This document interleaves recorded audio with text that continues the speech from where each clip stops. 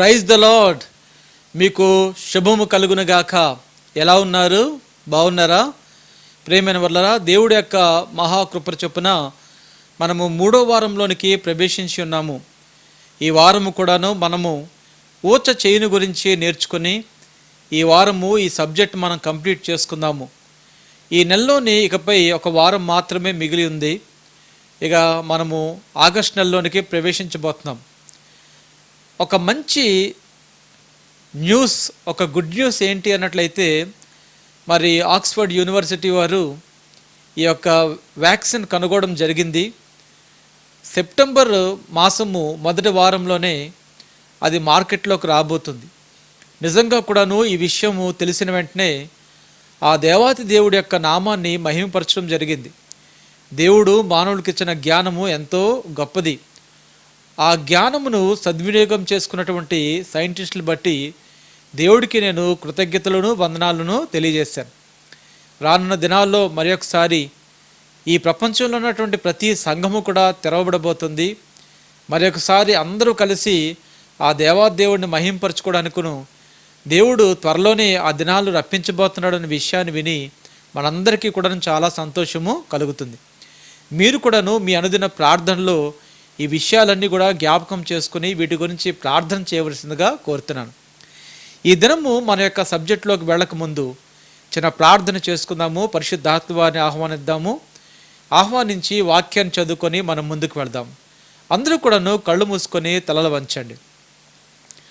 మహోన్నతుడ, సర్వశక్తిమంతుడా, ఈ దినమును బట్టి, ఈ గడియను బట్టి, ఈ సమయాన్ని బట్టి దేవా నీకు వందనాలు.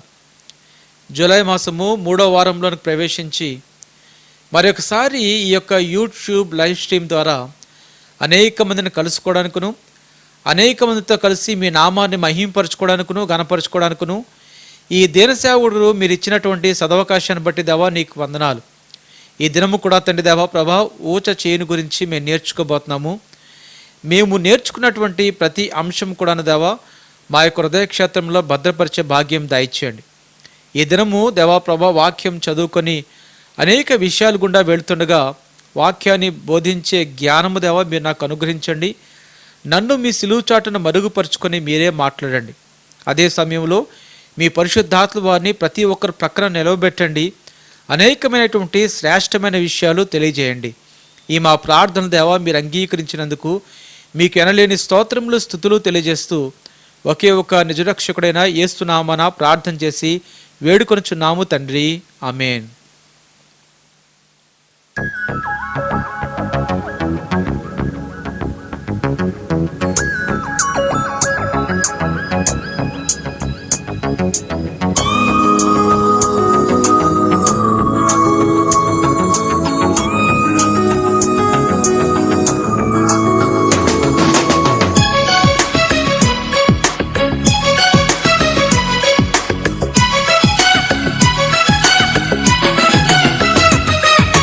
గాయపడినప్పుడు నీ నామమే ఉపశమనం, బాధపడినప్పుడు నీ హస్తమే అభయం. గాయపడినప్పుడు నీ నామమే ఉపశమనం, బాధపడినప్పుడు నీ హస్తమే అభయం. సూర్యచంద్రులను తలదన్ని కాంతి పుంజమా, సర్వ సృష్టిని సృజించిన రక్షణ శృంగమా. సూర్యచంద్రులను తలదన్ని కాంతి పుంజమా, సర్వ సృష్టిని సృజించిన రక్షణ శృంగమా. హల్లెలూయా లాలలలా, హల్లెలూయా లాలలలా, హల్లెలూయా హల్లెలూయా హల్లెలూయా లాలలలా, హల్లెలూయా లాలలలా, హల్లెలూయా హల్లెలూయా. గాయపడినప్పుడు నీ నామమే ఉపశమనం, బాధపడినప్పుడు నీ హస్తమే అభయం.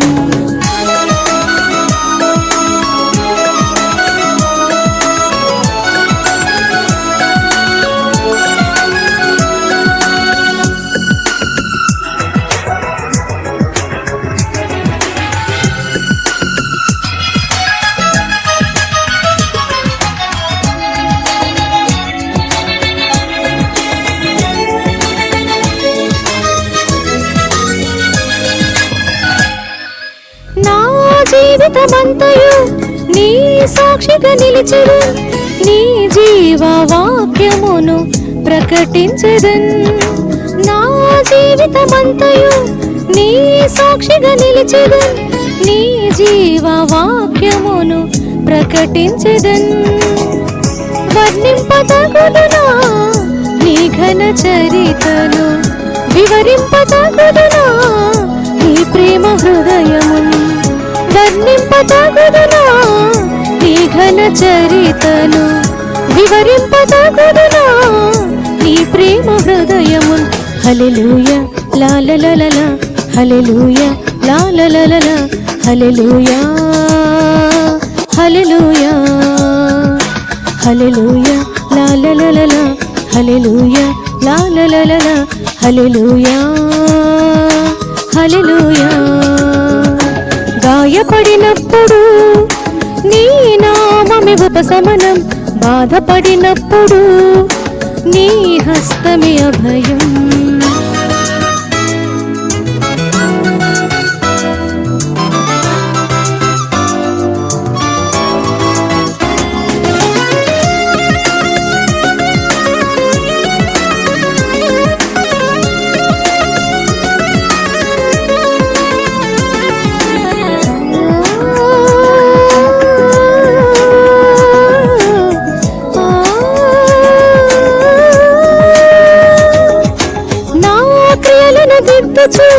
నా పాపము కడుగుచు, నా కోసమే నీవు బలి అయితివే. నా క్రియలను దిద్దుచు, నా పాపము కడుగుచు, నా కోసమే నీవు బలి అయితివే. బంగారు కంటేను అపరంజి కంటేను నీ వాకులే నాకు ప్రియముగా ఉన్నవి. బంగారు కంటేను అపరంజి కంటేను నీ వాకులే నాకు ప్రియముగా ఉన్నవి. హల్లెలూయా లా లా లా లా లా, హల్లెలూయా లా లా లా లా లా, హల్లెలూయా హల్లెలూయా హల్లెలూయా లా లా లా లా లా, హల్లెలూయా లా లా లా లా లా, హల్లెలూయా హల్లెలూయా. గాయపడినప్పుడు నీ నామమే ఉపశమనం, బాధపడినప్పుడు నీ హస్తమే అభయం. గాయపడినప్పుడు నీ నామమే ఉపశమనం, బాధపడినప్పుడు నీ హస్తమే అభయం. సూర్యచంద్రులను తలదన్నే కాంతి పుంజమా, సర్వ సృష్టిని సృజించిన రక్షణ శృంగమా. సూర్యచంద్రులను తలదన్నే కాంతి పుంజమా, సర్వ సృష్టిని సృజించిన రక్షణ శృంగమా. హల్లెలూయా లా లా లా లా లా, హల్లెలూయా లా లా లా లా లా, హల్లెలూయా హల్లెలూయా హల్లెలూయా లా లా లా లా లా, హల్లెలూయా లా లా లా లా లా, హల్లెలూయా హల్లెలూయా. పాట విన్నారు కదా, మంచిది. ప్రేమైన వల్లరా గడిచినటువంటి 2 వారాల బట్టి కూడాను మనం మత్తయి సువార్త 12వ అధ్యాయంలో నుండి 9 నుంచి 13 వచనాలు ధ్యానం చేసుకోవడం ప్రారంభించాం. మొదటగా మనము ఊచ చెయ్యిని గురించి మనం నేర్చుకున్నాం. ఈ ఊచ చెయ్యి పరిచర్య ధర్మమైనటువంటి 5 ఫోల్డ్ మినిస్ట్రీకి సాదృశ్యంగా ఉందని, ఈ బొటన వేలు అపోస్తులకును, ఈ చూపుడు వేలు ప్రవక్తలకును, ఈ మధ్య వేలు సువార్థికులకును, ఈ యొక్క ఉంగరం వేలు సేవకులకును, ఈ యొక్క చిటికిన వేలు ఉపదేశకులకును సాదృశ్యముగా ఉంది అని మీ అందరికీ కూడాను నేను వివరించాను. అంతేకాకుండాను ఈ చెయ్యి పడిపోయి ఉండడానికి గల కారణం ఏంటి అన్నట్లయితే, సంఘంలోనికి మతం ప్రవేశించింది అని, సత్యాన్ని విఘాతం చేసే ఈ మతాన్ని మనము అవలంబించడం వలన మనము పాత ఆదాములోనే మనం ఉన్నవారం అవుతాము, పాత నిబంధన గ్రంథంలోనే ఉన్నవారం అవుతాము, కానీ నూతన నిబంధన గ్రంథంలో ఉన్నవారం కాము అన్న విషయాన్ని మీ అందరికీ కూడా నేను తెలియజేశాను. అయితే ఈ మొట్టమొదటి ఆదాము చనిపోయాడు. ఈ కడపటి ఆదాయమైనటువంటి యేసుక్రీస్తు ప్రభుల వారు ఆయన సిలువలో మనందరి కొరకు చేసిన కార్యాన్ని బట్టి ఆయనను మనం వెంబడించడం వలన, ఆయనను మన స్వరక్షకునిగా అంగీకరించడం వలన మనము ఒక నూతన అనుభూతిలోనికి, అదేవిధంగా ఒక నూతన సృష్టిగా మార్చబడతాము అన్న విషయాన్ని మీ అందరికీ కూడా నేను కళాఖండితంగా మీకు చెప్పాను. ఆ తర్వాత మనం చూసాము క్రీస్తులో నూతన నివాసాన్ని గురించి మాట్లాడుకుంటూ హెబ్రీయులకు రాసిన పత్రిక 4వ అధ్యాయము 1 నుంచి 3 వచనాలు మనము ధ్యానం చేసుకున్నాం. ఆ తర్వాత ప్రేమైన వలరా, పాత నిబంధన గ్రంథంలో ఉన్నటువంటి ప్రవక్తలైనప్పటికీ కూడాను, క్రొత్త నిబంధనలో ఉన్నటువంటి వారైనప్పటికీ కూడాను అందరికీ కూడాను ఒకే ఆలోచన కలుగుతుంది, ఏదైనా కొత్తదుందా అని. ఆ విషయాన్ని మనము ఆలోచన చేస్తూ మనము చక్కగా ప్రసంగి గ్రంథాన్ని మొదటి అధ్యాయంలో మరి సొలొమోను రాజుగారు ఆయన కొత్తదాని కొరకు మరి చేసినటువంటి ఆర్తధ్వనిని గురించి మనము గడిచిన వారము ధ్యానం చేసుకున్నాం. ఈ విషయాలన్నీ కూడాను మీకు అర్థమవుతున్నాయని నేను నమ్ముతున్నాను. ఒకవేళ అర్థం కాలేకపోయినట్లయితే నాకు ఫోన్ చేయండి, మీతో ఖచ్చితంగా కూడాను కొంత సమయాన్ని నేను మరి స్పెండ్ చేస్తాను. కలిసి వాక్యాన్ని చదువుకొని మరొకసారి ఈ వాక్యంలో మనం ముందుకు వెళ్ళడానికి అవకాశం ఉంది కనుక ఎవరు కూడాను ఫోన్ చేయడానికి కానీ మెసేజ్ పెట్టడానికి కానీ వెనకాడవద్దు అని మీ అందరికీ నేను తెలియజేస్తాను. ఈరోజు మనము యెషయా గ్రంథము 62 అధ్యాయంలో నుంచి 4వ వచనం చదువుకొని మనం ముందుకు వెళదాము. ఈరోజు ఈ సబ్జెక్ట్ని మనము కంప్లీట్ చేద్దాము. ఊచ చెయ్యి అనే సబ్జెక్ట్ని మనము కంప్లీట్ చేద్దాం. వాక్యం ఈ విధంగా సెలవుబడుతుంది. విడవబడిన దానవని ఇక మీదట నీవనబడవు, పాడైనదని ఇకను నీ దేశమును గూర్చి చెప్పబడదు. హెప్సిబా అని నీకును, బ్యూలా అని నీ భూమికిను పేర్లు పెట్టబడును. యెహోవా నిన్ను గూర్చి ఆనందించుచున్నాడు, నీ దేశము వివాహితమగును. వేరొకనితో వివాహము అనే విషయాన్ని గురించి మనం నేర్చుకుందాం. క్రీస్తులో మనకు కలిగిన విశిష్టతలు వైవాహిక జీవితంలో కలిగే అనుభూతికి సాదృశ్యం. ఇకపై మనము మోసపరచబడి గుంటలో పడిన వారము కాదు. ఎందుకంటే మనము క్రీస్తులో ఐక్యపరచబడిన వారము.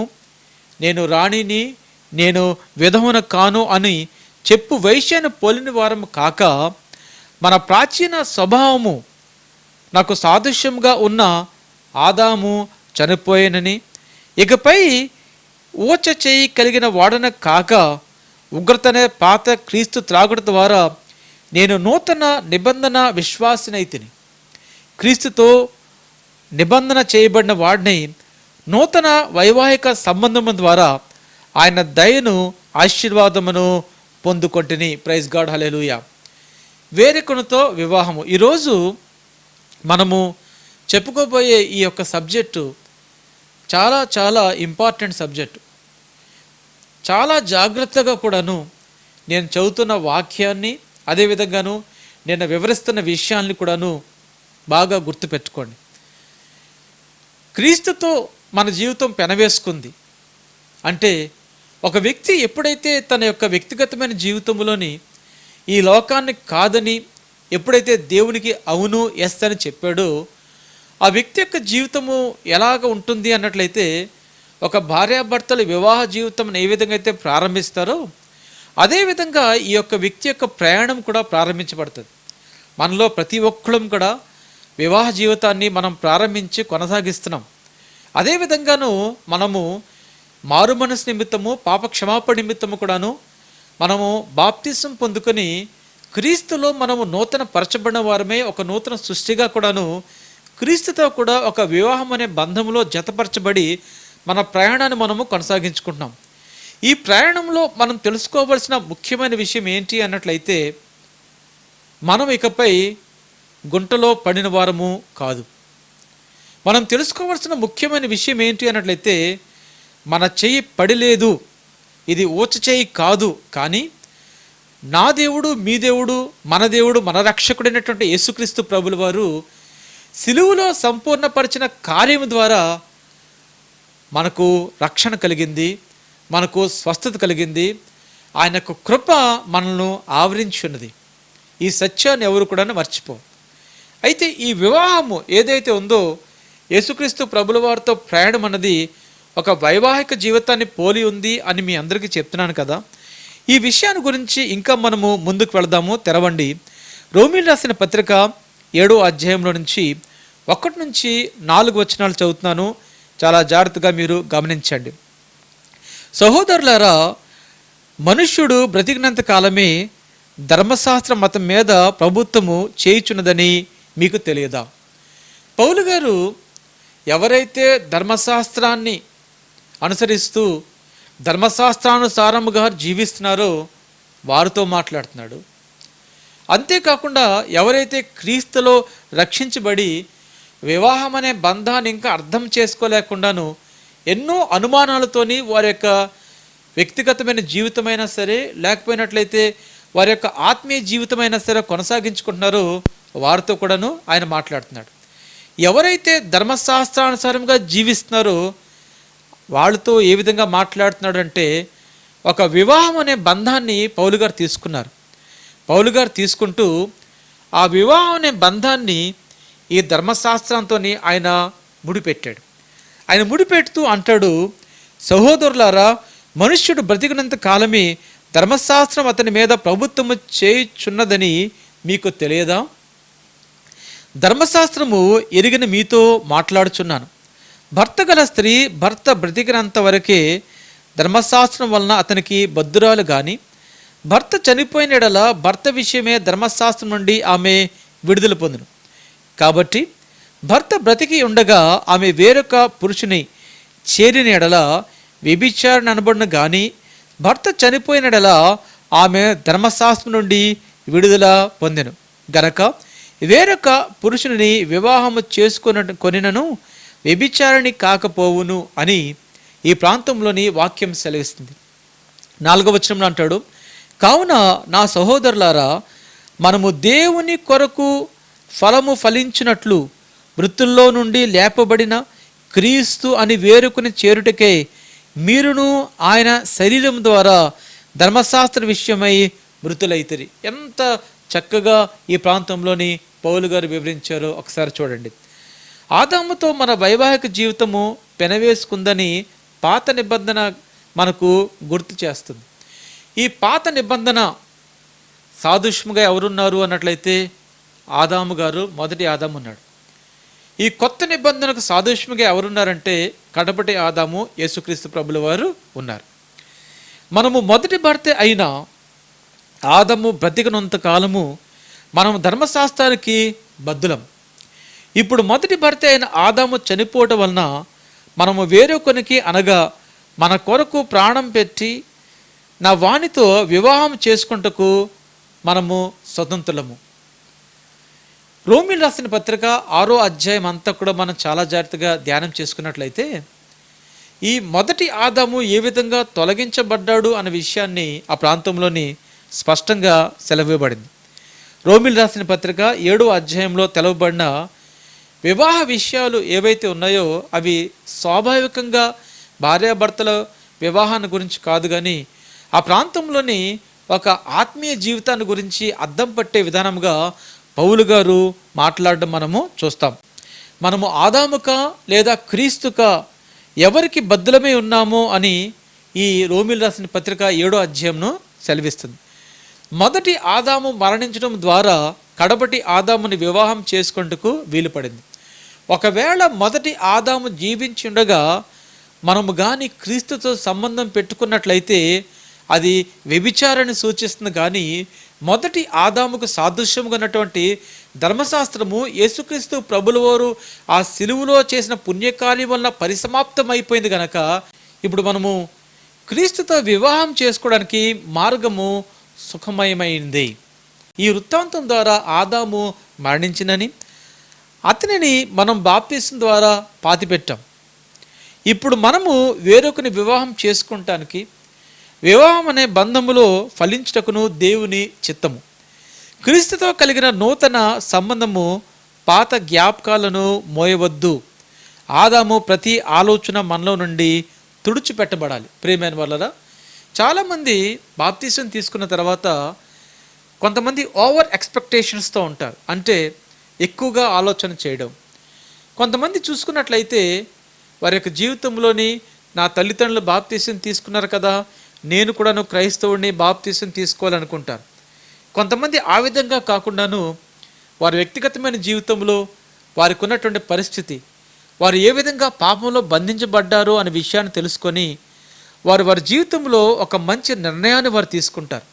కానీ ఇక్కడ గమనించవలసిన విషయం ఒకటి, నీ తల్లిదండ్రులు క్రైస్తవులు అవ్వడం వల్ల నువ్వు బాప్తిసం పొందుకున్నావా, లేకపోయినట్లయితే నిజంగా నువ్వు పాపివని గుర్తించి నువ్వు దేవుని కలిగి ఉండాలని బాప్తిసం పొందుకున్నావా, లేకపోయినట్లయితే ఒక వ్యక్తి నీతో మాట్లాడి సత్యాన్ని నీకు బోధించడం వల్ల నువ్వు బాప్తిసం పొందుకున్నావా అన్నది ప్రాముఖ్యమైన అంశమే. కానీ పాత రోత జీవితంలో నీకున్న జ్ఞాపకాలు ఏవైతే ఉన్నాయో అవి ఎటువంటి పరిస్థితుల్లో కూడాను నువ్వు నూతన సృష్టిగా మార్చబడిన తర్వాత ఆ జీవితంలోనికి అవి రాకూడదు.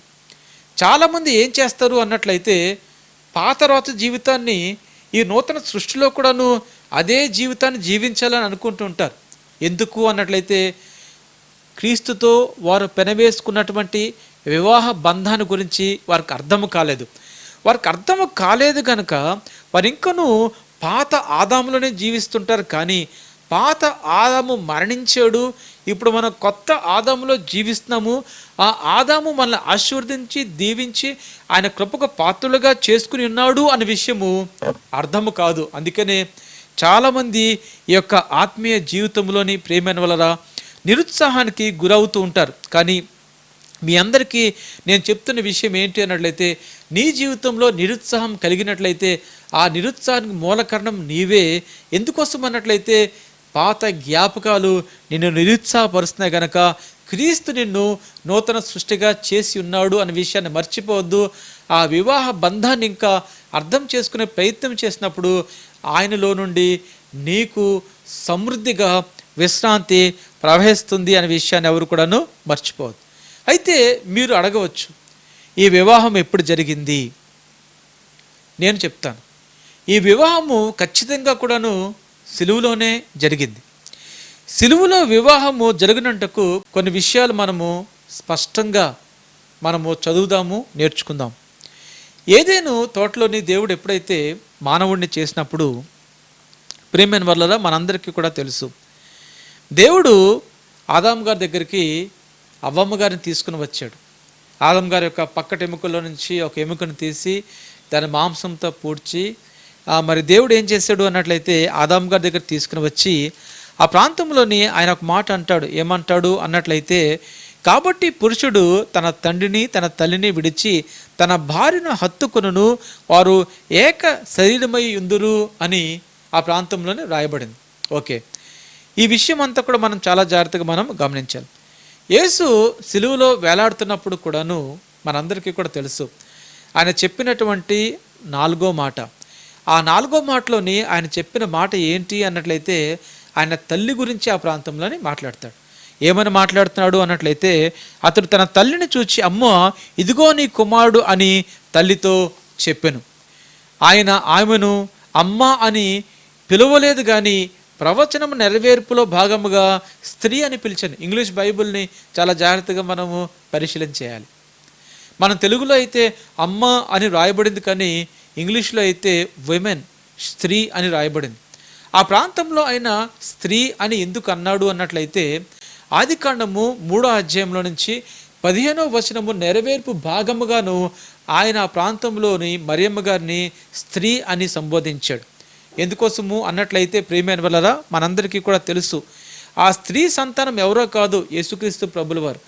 ఆయన సిలువలో నుండి స్త్రీ అని ఆమెను సంబోధించడం వలన ఏ కుమారుడైతే మరి వాగ్దానం చేయబడ్డాడో, ఏ కుమారుడైతే సైతాన్ యొక్క తలను చితక్కొడతాడో ఆ కుమారుడు తనే ఈనాడు అనే విషయాన్ని ఆ ప్రాంతంలో తెలియజేయడం కొరకు యేసుక్రీస్తు ప్రభుల వారు మరియమ్మ గారిని స్త్రీ అని పిలిచాడు అనే విషయాన్ని ఎవరు కూడాను మర్చిపోద్దు. తర్వాత ఆయన శిష్యుని చూచి ఇదిగో నీ తల్లి అని తన బాధ్యతలను యోహానుకు అప్పగించాడు.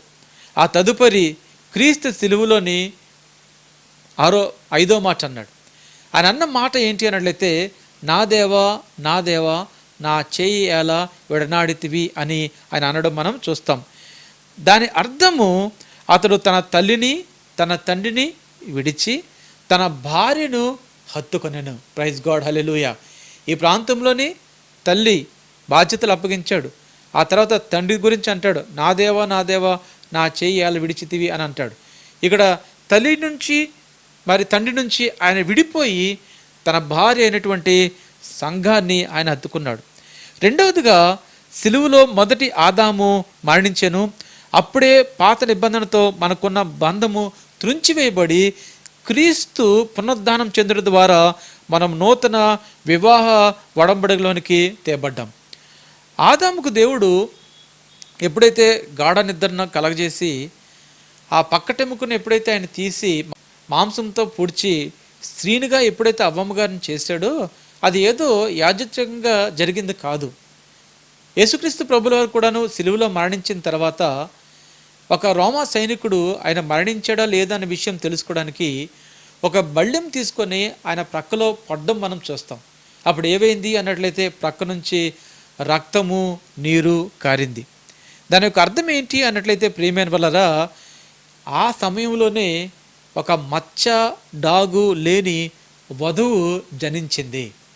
ఆ సంఘం యొక్క పుట్టుక ఆ ప్రాంతంలో జరిగింది అనే విషయాన్ని ఎవరు కూడా మర్చిపోదు. చూడండి, ఎఫెసీయులు రాసిన పత్రిక 5వ అధ్యాయాన్ని సాధారణంగాను వివాహంలో ఎక్కువగా కూడాను ఈ అధ్యాయాన్ని చదవడం అన్నది మనం చూస్తూ ఉంటాం.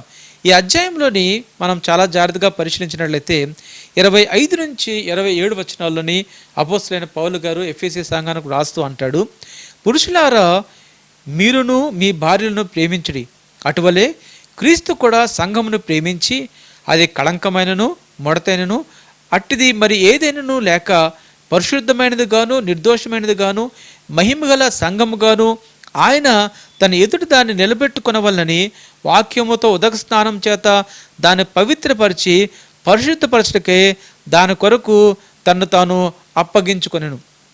ఈ ప్రాంతంలో మనము వాక్యాన్ని చాలా జాగ్రత్తగా మనం చూస్తే ఇక్కడ భార్యాభర్తల సంబంధం గురించి అన్నట్లయితే ఈ లోకంలోని భార్యాభర్తల గురించి కాదు, యేసుక్రీస్తు ప్రభుల వరకును సంఘానికి మధ్య ఉన్నటువంటి సంబంధాన్ని గురించి పౌలు గారు మాట్లాడుతున్నాడు.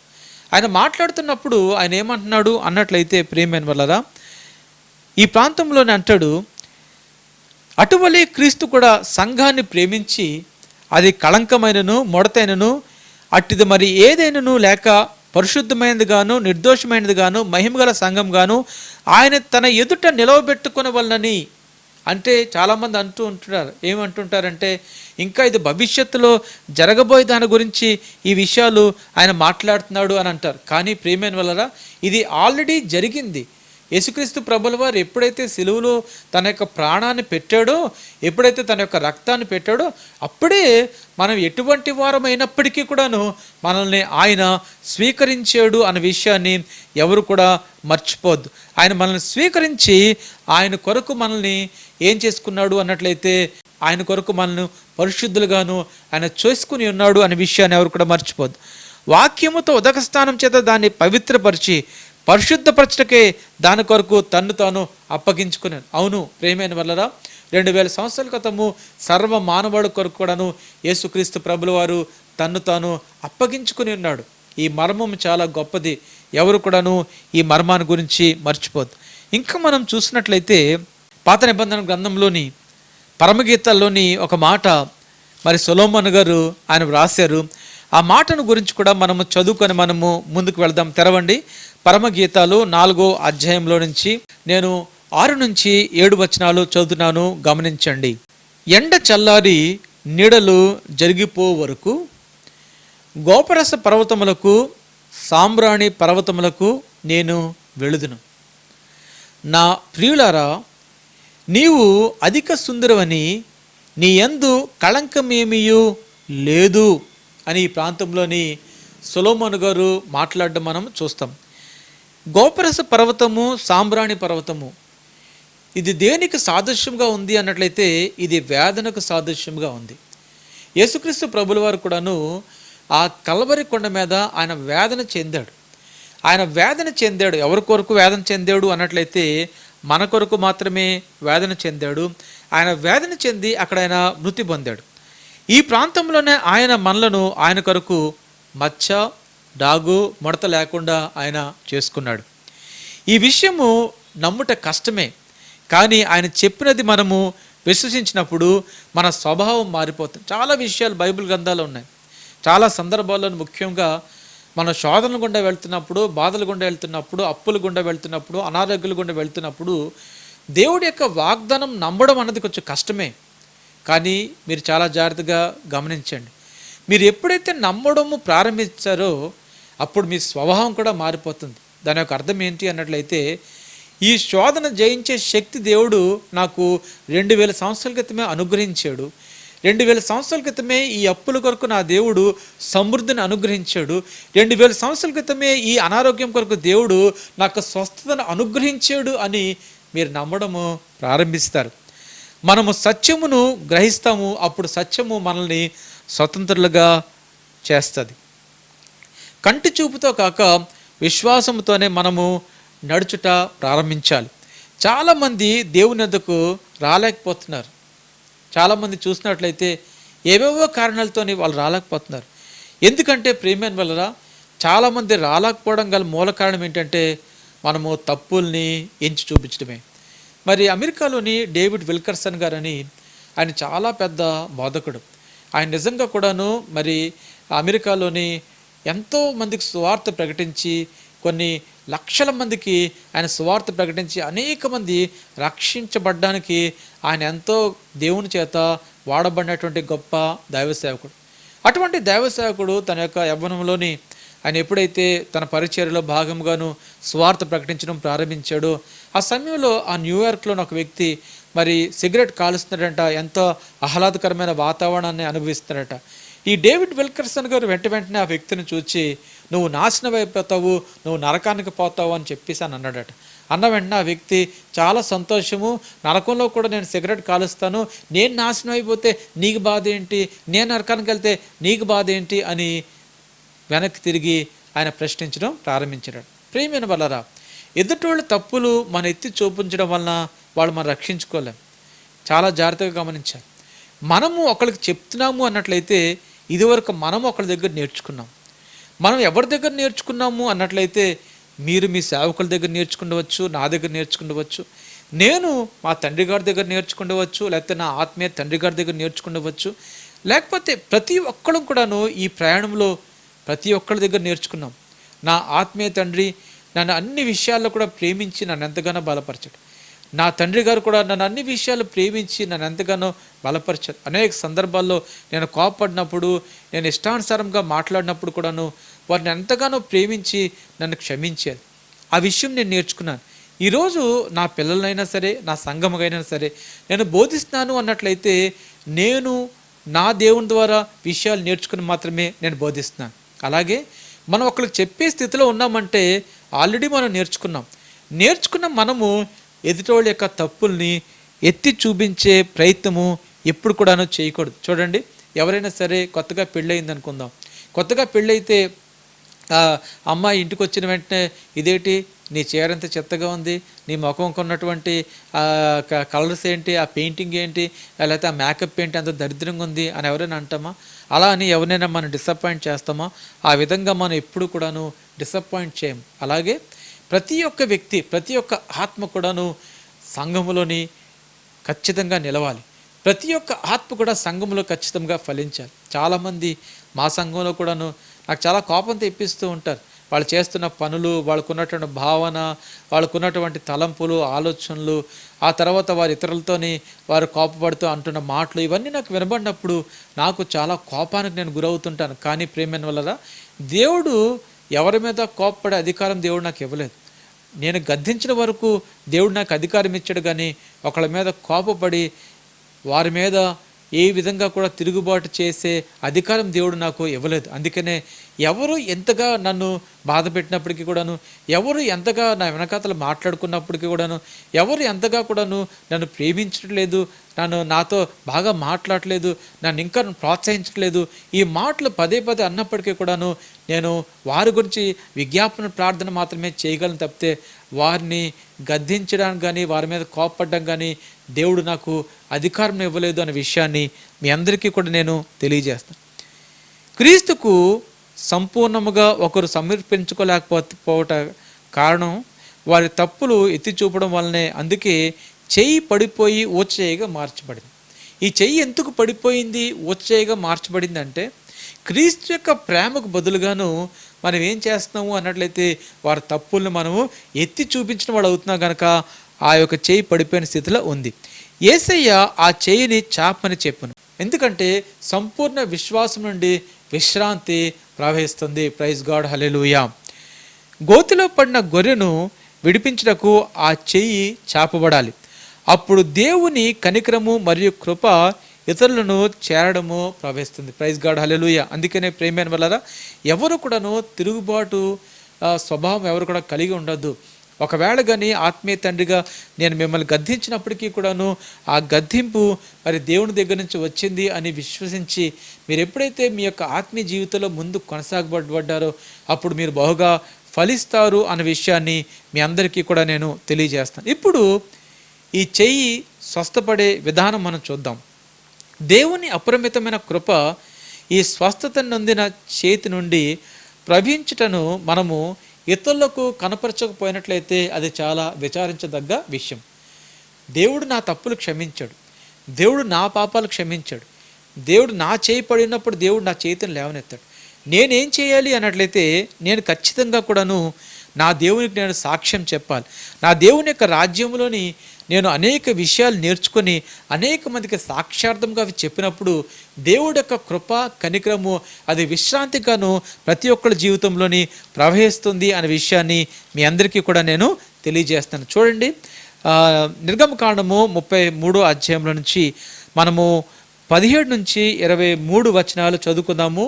చాలా జాగ్రత్తగా మీరు గమనించండి. అంటాడు, కాగా యెహోవా నీవు చెప్పిన మాట చెప్పున చేసేదను, నీ మీద నాకు కటాక్షము కలిగినది, నీ పేరును బట్టి నిన్ను ఎరుగుదనని మోషేతో చెప్పగా అతడు దయచేసి నీ మహిమను నాకు చూపమనగా ఆయన నా మంచితనమంతయు నీ ఎదుట కనపరచెదను, యెహోవాను నా నామము నీ ఎదుట ప్రకటించెదను, నేను కరుణించు వారిని కరుణించెదను, ఎవని యందు కనికర పడదనో వాని యందు కనికర పడదనను, మరియు ఆయన నీవు నా ముఖము చూడజాలవు, ఏ నరుడును నన్ను చూచి బ్రతుకుడనను, మరియు యెహోవా ఇదిగో నా సమీపమున ఒక స్థలమున్నది, నీవు ఆ బండ మీద నిలువవలను, నా మహిమ నిన్ను దాటి వెళ్ళుచుండగా ఆ బండ సందులో నిన్ను ఉంచి నిన్ను దాటి వెళ్ళు వరకు నా చేతితో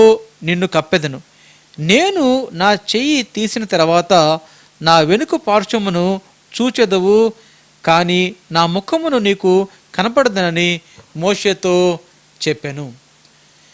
మోషే ధర్మశాస్త్రానికి మధ్యవర్తి ఎవరు అన్నట్లయితే మోషే గారు.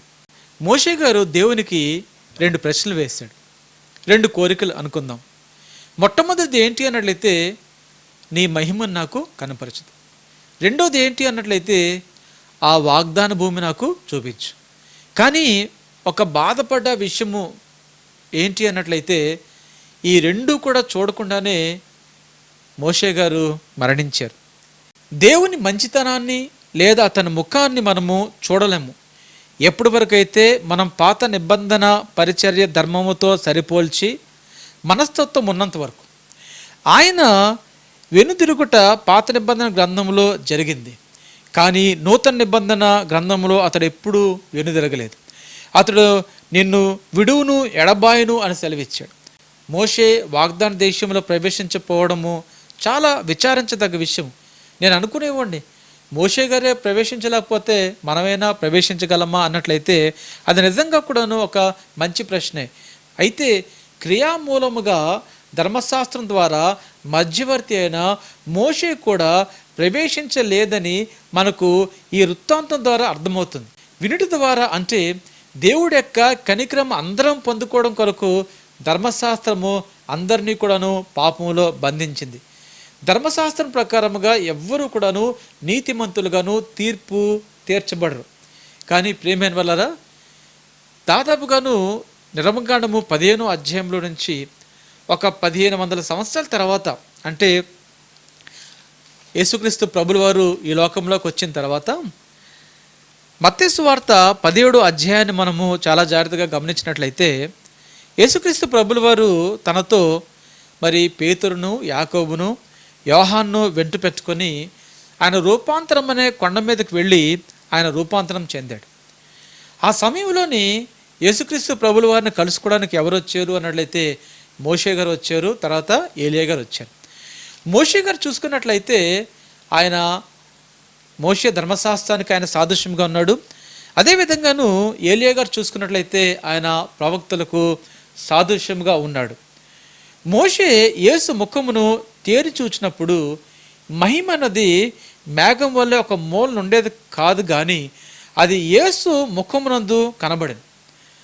ఈ సమయంలో మోషే దేవునికి వెనుక భాగము కాక క్రీస్తు ముఖమును చూచి వాగ్దాన భూమి ఒక ప్రాంతము కాదు, కానీ అది యేసు క్రీస్తు ప్రభువుల వారు అయ్యున్నారన్న విషయాన్ని మోషే గారు గమనించారు. చూడండి, 2 కోరికలు తీరకుండానే చనిపోయాడు.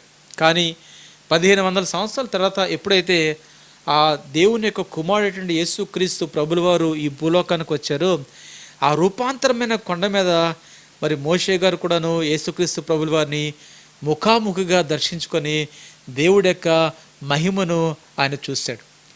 దేవుడి యొక్క మహిమను చూసి కూడాను ఆ ప్రాంతంలోని ప్రేమైన వలన మరి ఎక్కడ ఉన్నారు అంటే ఆయన వాగ్దాన భూమిలో ఉన్నాడు. ఎక్కడ అన్నట్లయితే ఆ పాలు తేనె ప్రపంచ దేశంలో ఉన్నాడు. కానీ మోషే గారు తెలుసుకున్న విషయం ఏంటి అన్నట్లయితే వాగ్దాన భూమి అన్నది ఏంటి అన్నట్లయితే ఒక భూభాగం కాదు, కానీ అది యేసుక్రీస్తు ప్రభుల వారు అయి ఉన్నారనే విషయాన్ని ఆయన తెలుసుకున్నాడు. దేవుని మంచితనమును దయాళుత్వంతో చుట్టబడిన యేసును ఆయన చూచాడు. మన వాగ్దాన భూమి అయిన యేసుక్రీస్తు ప్రవేశించిన తర్వాత క్రియల మూలముగా కాక విశ్వాసం మూలముగా విశ్రాంతిని పొందుకుంటాం. తండ్రి ద్వారా వాగ్దానం చేయబడిన విశ్రాంతి ఈయనే ప్రభు అయిన యేసు క్రీస్తు. మన జీవితంలో సమృద్ధి అపరిమితమైన కృప ఆయన నుండి పొందుకుంటాము. ప్రైజ్ గాడ్, హల్లెలూయా. చూసారా ప్రియమైన వాళ్ళరా, దేవుడు అబ్రహాం గారితోని పాలు తేనె ప్రవహించే దేశాన్ని గురించి వాగ్దానం చేస్తాడు. ఆయన విశ్వాసంతో మృతి పొందినట్లు హెబ్రీయులకు రాసిన పత్రిక 11వ అధ్యాయంలో రాయబడింది. మోషే గారు కూడా 2 ప్రశ్నలు వేశాడు, ఆ సమాధానాలు పొందుకోకుండా చనిపోయాడు. కానీ ఎప్పుడైతే యేసుక్రీస్తు ప్రభుల వారు ఈ లోకానికి వచ్చాడో ఆ 2 ప్రశ్నలకు కూడాను మోషే గారికి సమాధానము అనుగ్రహించబడింది. కనుక దేవుడు మనకు సమాధానాన్ని అనుగ్రహిస్తాడు అనే విషయాన్ని ఎవ్వరు కూడాను మర్చిపోవద్దు అని మీ అందరికీ కూడా నేను తెలియజేస్తాను. ఆ తర్వాత ఇంకో ప్రాముఖ్యమైన అంశం ఏంటి అన్నట్లయితే మోషే గారి యొక్క శరీరము. దీని గురించి మనము ద్వితీయోపదేశ కాండంలో చూసుకున్నట్లయితే 34వ అధ్యాయంలో నుంచి మనము 6వ వచనం చూసుకున్నా, లేకపోతే యోధా పత్రికలో నుంచి 1వ అధ్యాయం 9వ వచనంలో చూసుకున్నట్లు సరే ఆ ప్రాంతంలోని మోషే గారి యొక్క శరీరాన్ని గురించి మరి దేవుడు ఎవరికీ కూడాను తెలియజేయలేదు. చూడండి, 34వ అధ్యాయంలో నుంచి 6వ వచనం చదువుతున్నాను, చాలా జాగ్రత్తగా మీరు గమనించండి. బెత్పాయేరు ఎదుట మోయాబు దేశంలోనున్న లోయలో అతడు పాత పెట్టబడను. అతని సమాధి ఎక్కడనున్నదో నేటి వరకు ఎవరికినూ తెలియదు. పాత నిబంధనలో దేవుడు మోషే శరీరమును కప్పిపెట్టిన ప్రాంతం ఎవరికీ తెలియదు. అయితే దేవుడు సెలవిచ్చిన ప్రకారము అది కేవలము మోషే శరీరం మాత్రమే కాదు, కానీ మొత్తం మోషే ధర్మశాస్త్రం.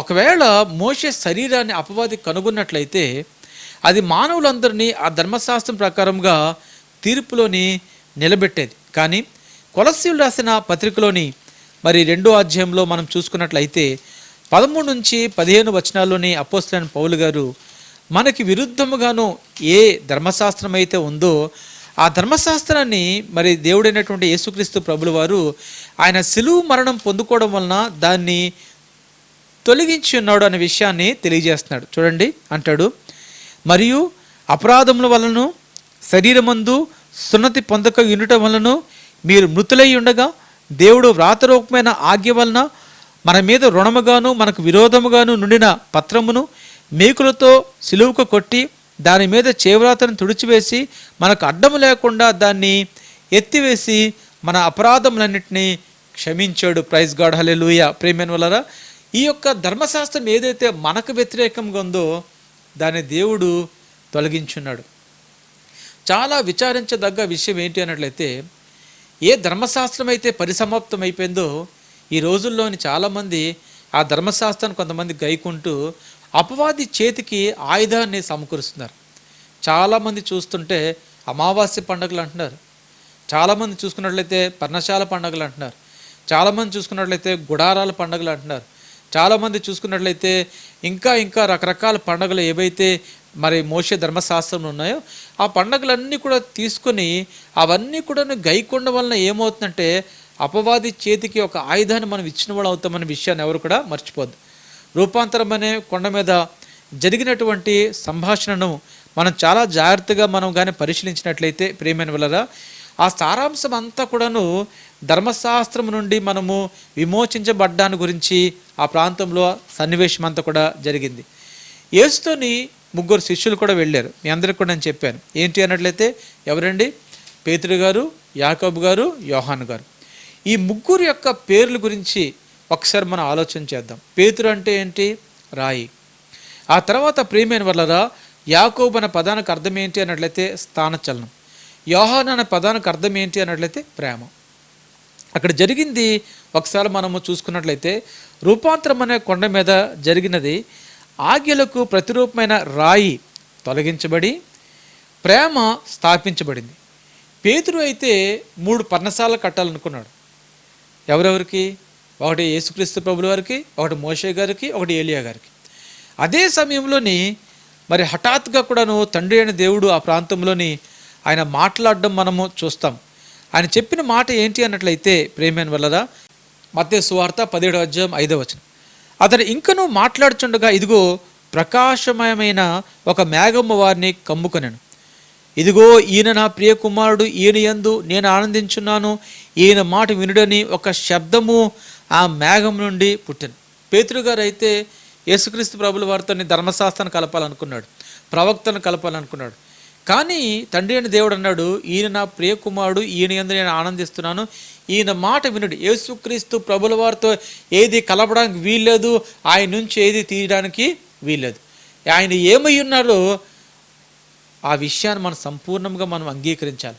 ఆయన దేవుని యొక్క కుమారుడు అయి ఉన్నాడు. సర్వ మానవాళి నిమిత్తం విమోచన క్రయధనముగా తన రక్తాన్ని, తన ప్రాణాన్ని ఆయన పెట్టాడు. ఆ విషయాన్ని మనం చాలా జాగ్రత్తగా మనం గమనించాలి. ఆ విషయాన్ని మనం చాలా జాగ్రత్తగా మనం నేర్చుకోవాలి. అంతేకాకుండాను ఆయన సంపూర్ణపరిచిన కార్యమందు మన విశ్వాసం ఉంచి ఆయన ఇచ్చే విశ్రాంతిని మనము పొందుకోవాలనే విషయాన్ని ఎవ్వరూ కూడాను మర్చిపోవద్దని మీ అందరికీ నేను తెలియజేస్తాను.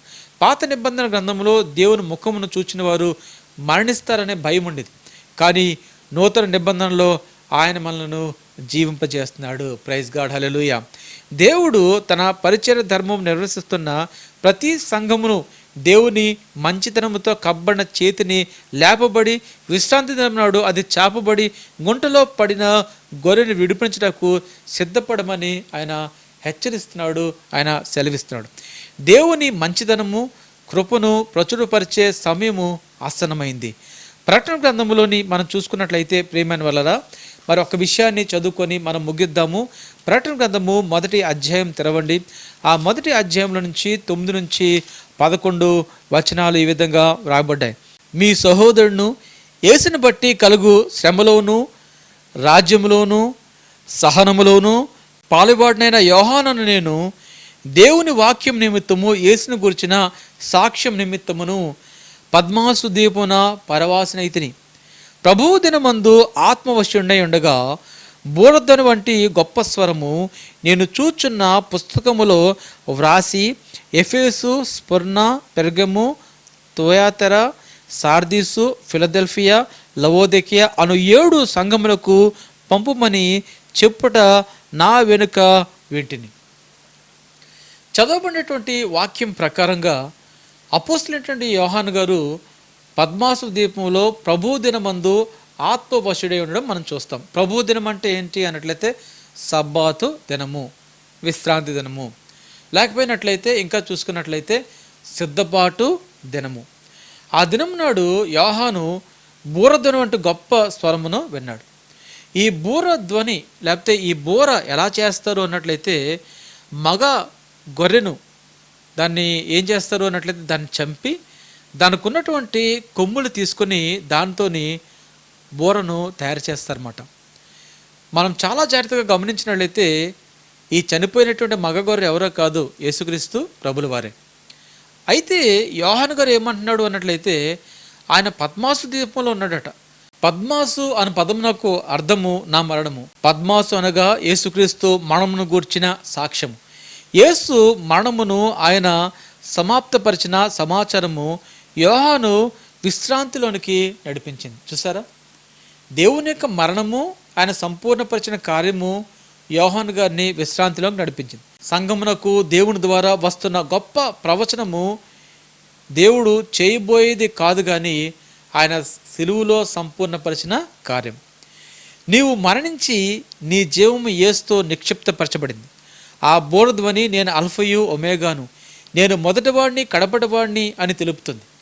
ఆయన తెలుపుతున్న విషయము తన మొదటి అల్ఫా కుమారుని యందు మనలను గుర్తించాను. మొదటి ఆదాములో మనతో పాటు ఆయన ఉండి మన సిలువులోనికి ఆయన నడిపించాడు. అక్కడ ఆయన మరణించి పాతిపెట్టబడి పునరుద్ధానమై కడపటి ఆదమైన ఒమేగా కుమారుడుగా ఆయన మారాడు.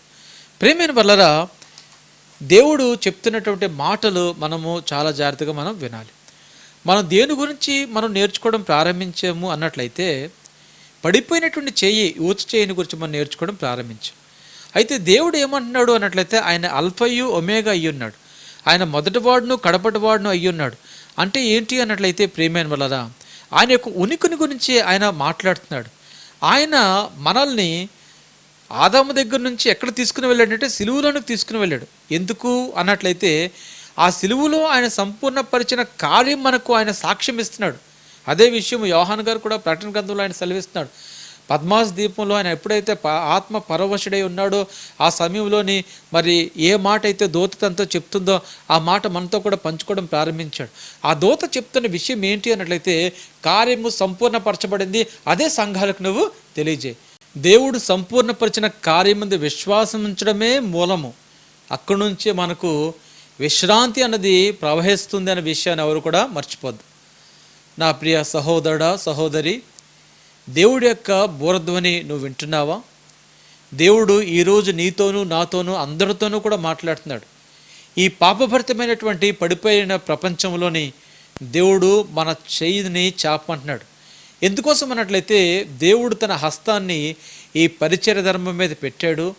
ఎవరైతే ఈ విశ్రాంతిని గురించి అర్థం చేసుకుంటారో, దేవుడు సంపూర్ణపరిచిన కార్యం గురించి అర్థం చేసుకుంటారో వారందరినీ కూడా దేవుడు ఈరోజు పిలుచుకుంటున్నాడు, గుంటలో పడినటువంటి గొర్రెను లేవనెత్తమని. అందుకనే ప్రేమైన వలన యేసుక్రీస్తు ప్రభుల వారు కూడాను ఒక విశ్రాంతి దినం నాడు ఆయన ఓచ చేయగలిగిన వారిని ఆయన కనికరించాడు. ఆ చేయిని చాపమని చెప్పాడు. చాపిన వెంటనే అది రెండో దాని వలె అది స్వస్థత పొందుకుంది. ఈరోజు దేవుడు మనల్ని స్వస్థపరుస్తున్నాడు. ఆయన కార్యం ముందు విశ్వాసం ఉంచమంటున్నాడు. విశ్వాసం ఉంచుదామా? ఆ విధంగా విశ్వాసం ఉంచుతాము అని మీరు నాతో పాటు ఏకీభించినట్లయితే ఇప్పుడు ప్రార్థన చేసుకుందాము. దేవుడి యొక్క చిత్తం మన జీవితంలో నెరవేర్చబడాలని, మన జీవితంలో సమృద్ధి కలగాలని, అంతటికన్నా ముఖ్యమైనది విశ్రాంతి మనందరికీ కూడాను సమకూర్చబడాలి అని మనం ఒకసారి ప్రార్థన చేసుకుందాం. కళ్ళు మూసుకోండి. మహోన్నతుడ, సర్వశక్తిమంతుడ, ఈ దినము ఊచ చేయిని గురించిన వర్తమానము కంప్లీట్ చేసుకుని ఉన్నాం తండ్రి. దేవా ప్రభా, ఎన్నో విషయాలు, ఎన్నో వాక్యాలు చదువుకొని వాటి గురించి ధ్యానం చేసుకొని వాటి గురించి సంపూర్ణమైనటువంటి సమాచారం తండ్రి దేవా మీ ద్వారా అందరూ కూడా పొందుకొని ఉన్నారు ప్రభా. విన్న వాక్యము తండ్రి దేవా ప్రభా అపవాది దొంగలించకుండా మా యొక్క హృదయ క్షేత్రంలో ఈ యొక్క వాక్యాన్ని భద్రపరుచుకునే భాగ్యం దయచేయండి ప్రభా. మా కాకినాడ గురించి ఈ సమయంలో ప్రార్థన చేస్తున్నాం. దాదాపుగా తండ్రి దేవా ప్రభా కేసులు మరి అన్ని వైపుల నుంచి కూడా వస్తూ రోజు రోజుకి కూడా తండ్రి దేవా ప్రభా ఈ వ్యాధి అధికమైపోతుంది తండ్రి దేవా. ఈ యొక్క వైరస్ను మీరు మాత్రమే నివారించగలరు, మీరు తప్పితే ఇంకెవ్వరు కూడా నివారించలేరు. అందుకనే నజరేయుడైన యేసు నామాన్ని తండ్రి దేవా మేము ప్రార్థన చేస్తూ ఈ వైరస్ మీద మీ రక్తాన్ని దేవా మేము ప్రయోగిస్తున్నాం ప్రభా. ఇదిగో తండ్రి, ఎవరైతే దీని బారిన పడ్డారో, ఈ వైరస్ బారిన పడ్డారో వారందరి యొక్క శరీరంలో మీ స్వస్థతను పెట్టండి. మిగిలి ఉన్న వారందరూ చుట్టూరు కూడా నీ దేవదూతలను కావలించండి. ప్రపంచ దేశాలన్నీ కూడా తండ్రి దేవా ప్రభా ఈ వైరస్ వలన సతమతమవుతుండగా దేవా మీ చిత్తము తండ్రి దేవా ప్రభా నెరవేర్చబడాలి. మీ సహాయం మేము పొందుకోవాలి తండ్రి దేవా. ఈ యొక్క వైరస్ని సమూల నాశనం చేయండి. మానవాళికి తిరిగి అవకాశాన్ని దయచేయండి ప్రభా. ఎవ్వరు కూడా నశించిపోవడం మీ చిత్తము కాదు.